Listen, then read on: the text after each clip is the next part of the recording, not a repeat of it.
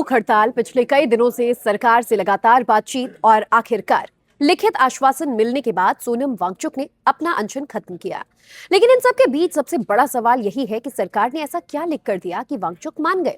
और इसी बीच आज सीजेपी और सरकार के बीच भी अहम बैठक होगी। साथ ही प्रधानमंत्री नरेंद्र मोदी ने भी देर रात पेपर लीक के दोषियों पर सख्त कार्रवाई का बड़ा ऐलान किया है। देखिए, पिछले 26 दिनों से लगातार भूख हड़ताल पर बैठे सोनम वांगचुक ने आखिरकार अपना अनशन समाप्त कर दिया है। उन्होंने ये बताया कि सरकार की ओर से उन्हें लिखित में आश्वासन मिला है, जिसके बाद उन्होंने अनशन खत्म किया। बीती रात केंद्रीय मंत्री जेपी नड्डा, डॉक्टर जितेंद्र सिंह उनसे मिलने मेदांता अस्पताल भी पहुंचे। इस दौरान लद्दाख की एपेक्स बॉडी के नेता भी वहीं पर मौजूद थे और इससे पहले अलग अलग राजनीतिक दलों से भी करीब 65 सांसद वांगचुक से मिलने पहुंचे थे, उनसे अनशन खत्म करने की अपील की थी। चलिए अब बात करते हैं उन 3 बड़े वादों की जिन पर सरकार और वांगचुक के बीच सहमति बनी है। पहली मांग क्या है? जंतर मंतर पर शांतिपूर्ण प्रदर्शन करने वालों और 20 जुलाई के संसद मार्च में शामिल लोगों के खिलाफ कोई केस दर्ज नहीं किया जाएगा। दूसरी मांग है संसद में पेपर लीक और परीक्षा प्रणाली में सुधार को लेकर विस्तृत चर्चा हो ताकि भविष्य में ऐसी घटनाओं को रोका जाए। तीसरी मांग है हाल ही में नीट पेपर लीक से जुड़े घटनाक्रम के बाद आत्महत्या करने वाले छात्रों के परिवारों को उचित मुआवजा देने के मुद्दे पर सरकार सकारात्मक तरीके से विचार करे। सोनम वांगचुक ने कहा है कि पिछले 2 दिनों से सरकार के साथ लगातार बातचीत चल रही थी और उनकी एक ही शर्त थी कि आश्वासन लिखित में दिया जाए। इसी वजह से अनशन 2 दिन और खिंचा। उन्होंने ये भी कहा कि अगर जरूरत पड़ी तो वो और लंबे समय तक भूख हड़ताल जारी रखने के लिए भी तैयार थे। अब इस पूरे घटनाक्रम के बीच आज कॉकरोच जनता पार्टी और सरकार के प्रतिनिधियों की भी एक अहम बैठक होगी। माना जा रहा है कि इस बैठक में पेपर लीक, परीक्षा में सुधार और आंदोलन से जुड़े मुद्दों पर आगे की रणनीति पर चर्चा होगी। इस बैठक पर भी सभी की नजर बनी हुई है कि क्या कोई ठोस नतीजा यहां से निकलता है। वहीं प्रधानमंत्री मोदी ने भी पेपर लीक के मुद्दे पर बड़ा संदेश दे दिया है। जंतर मंतर पर जारी आंदोलन के बीच पीएम ने देर रात वीडियो संदेश जारी किया। मोदी ने कहा कि पेपर लीक कोई मामूली विषय नहीं है। उन्होंने ये साफ किया है कि आज इस मामले में और भी बड़ी कार्रवाई की जाएगी। सोशल मीडिया पर उन्होंने एक्स प्लेटफॉर्म पर एक पोस्ट में यह भी लिखा कि पेपर लीक के खिलाफ और ज्यादा सख्त कार्रवाई के लिए कैबिनेट में चर्चा की जाएगी। उन्होंने कहा कि युवाओं का भविष्य सरकार की प्राथमिकता है। साथ ही पीएम मोदी ने यह भी घोषणा की है कि अब पेपर लीक के मामलों में दोषियों को जल्द और कड़ी सजा दिलाने के लिए फास्ट ट्रैक कोर्ट का गठन किया जाएगा।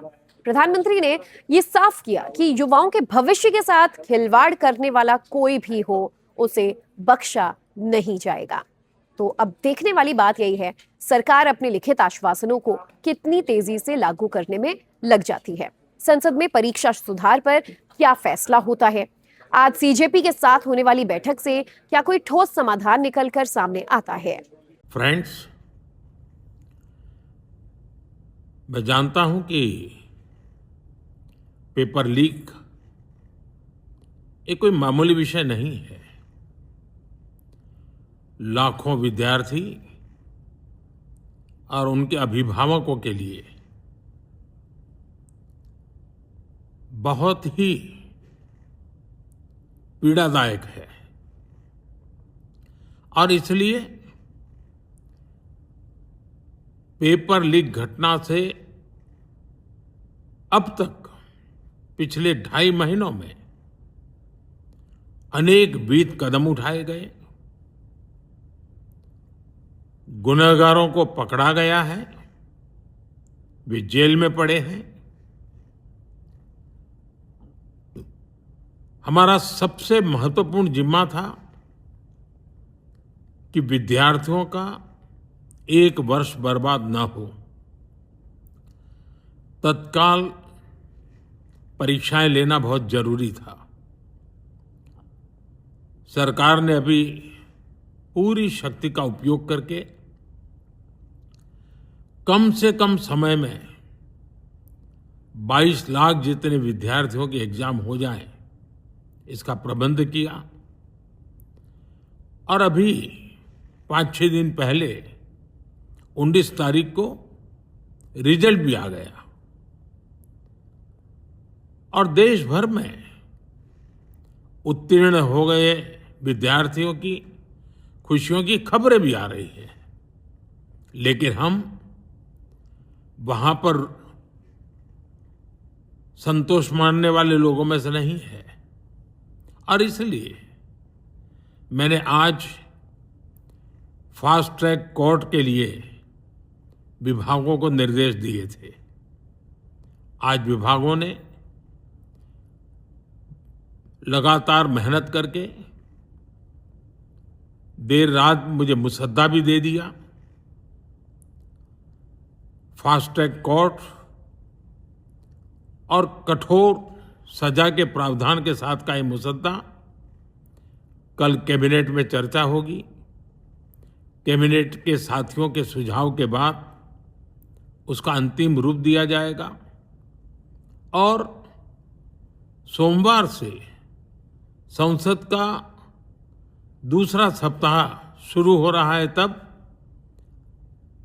जल्द से जल्द उस बिल को सदन में पारित कराने का प्रयास किया जाएगा।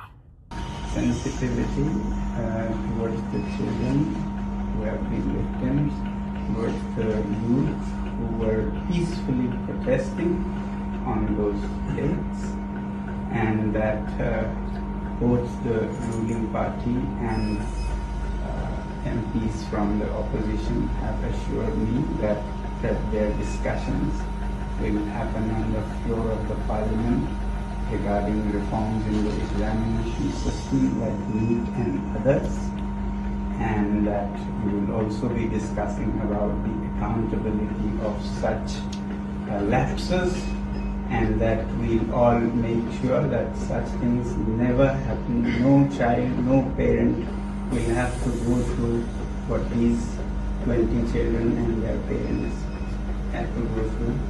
I'm happy that you have assured me that, and I'm sure, as the children have been demanding, at the suitable time, I'm no one to dictate, you will take accountability in the ministry with the minister also as a responsibility, and I'm sure you are already considering. And with these assurances, I'm touched and grateful to the government, and I want to appeal to the protesting students to maintain utmost peace. To express their feelings is a legitimate thing, but I do not approve violence of any kind, and allowing any antisocial elements to take advantage of this is not acceptable to me. It should be a genuine demand by genuinely concerned people, in this case youngsters. So with that being fulfilled, I'm grateful, and I'll be happy to break my fast.